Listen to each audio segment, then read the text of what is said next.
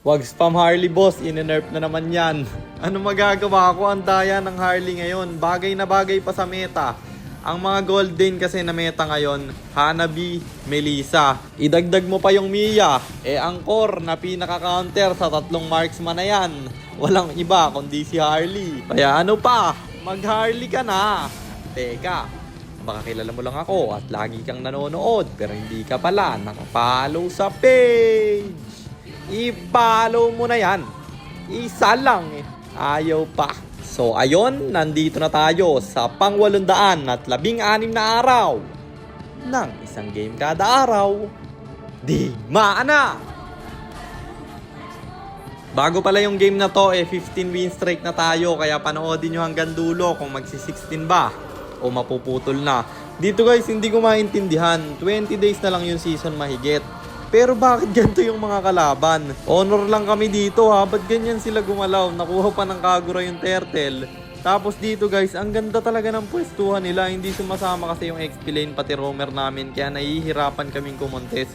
Tingnan nyo naman yung score 2-6. Nakakasabay sa amin kahit mga honor lang. Parang mga emo na gumalaw eh. Kayo guys, sa tingin nyo, bakit ganito yung mga player ngayon? Sobrang lalakas lang ba talaga ng mga player ngayon? O minamalas lang ako sa kampe? Nahihirapan rin kami guys kasi hindi nga sumasama yung XP pati roamer. Tapos dito marunong rin yung umaitem yung gatot. Parang 5 man yung kalaban. Halos lahat sila marunong. 3-7 na yung score dito. Buti nakakabawi sa ibang lane. At ang ganda naman ng trap na ginawa ng Beleric. Kaya namatay yung gatot doon. At nakuha ko rin yung Tori sa baba. Mukhang ito na yung simula ng pagbawi namin. Dahil dito sa turtle fight, sumama na yung roamer. Meron na akong katulong para mang zone out sa core nila. At yung turtle mukhang libreng makukuha dahil patay na yung core, wala pa yung Kagura. Nakuha nga namin, nanaka pa yung glue, bagsak yung tatlo at habulin pa yung dalawa. May ultimate ako dito na pwedeng bitawan, nasasaluhin naman ng Hanabi nila. Akala ko mabubuhay pa yan kaya nag-dash in ako at pinurskillan pero patay na rin naman pala. Di rin kasi tumama yung ulti ng Bea kaya akala ko mabubuhay pa. At ito yung kagandahan sa semit ng Carly. Pwede kang magbabad sa gitna. At paano ko nga ba nasabi na counter to sa Mia, Melissa, pati na sa Hanabi? Dahil nga sa semi-tank item niya guys, kayang-kaya mong makipagbabaran sa kanila. Halos walang magiging damage yan, lalo kung early pa lang. Wag lang talaga nalalamang ng gold sa'yo yan. Assassin ka, lalamang ng gold sa'yo yung marksman. Mahina ka mag-assassin yan. At doon, nagwawala na nga si Boyson. Pinag-comfort pick ko na rin. Para maiwasan namin yung pagkatalo kasi kapag hindi naka-comfort pick yung isang player sa amin, possible na matalo pa rin kami.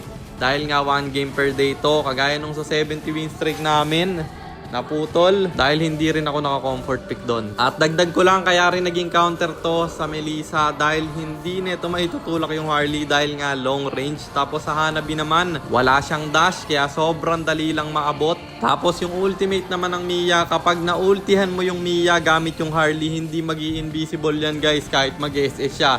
Dahil nakapalibot sa kanya yung ulti ng Harley. Alam ko magtataka yung mga low rank, paano naging meta yung Hanabi, Melissa at Mia. Guys, sa high rank, yan yung mga pinakamadadayang marksman. Pine-first pick pa nga yung mga yan eh. Tapos ako guys, pine-first pick ko na rin yung Harley para hindi na maagaw sa akin to. Dahil alam naman natin na after ng sun, ito na yung hero na pinaka-comfort ko. Hindi tayo makapag-sun guys dahil nga sobrang lambot ng illusion. Pero sa Harley, pwede nating i-spam to pre dahil din sa item na ating nadiskubre. Masyadong humaba ating daldalan, hindi na natin namalayan na natapos na pala yung laban. Kaya panalo na naman tayo. And ang standing na natin ay 704, 112, 704 wins and 112 losses. At para naman sa mga bago lang at hindi pa nakakaalam, ang ginagawa po nating content tuwing 9 PM ay 1 game per day. Trio, rank, game. At ang goal natin sa content natin na to ay mag 100 win streak bro. Yun lang, sana meron kayo natutunan. Kung meron man pa-share lang, then after nyo i-share, mag-comment na rin kayo ng pa-shoutout para ma-shoutout ko kayo sa mga next nating content. At i-comment nyo na rin ang inyong mga katanungan kasi baka malay mo sa next nating content, comment mo naman ang mapili ko. At para naman sa mga gustong magpa-pilot ng ML account, mag-PM lang kayo. Nagre-reply ako at syempre, may bayad yun. Kahit hanggang anong rank, pwede nyo ipapilot kahit anong hero. Pwede nyo ipaspam basta may additional payment pag magpapaspam kayo ng hero.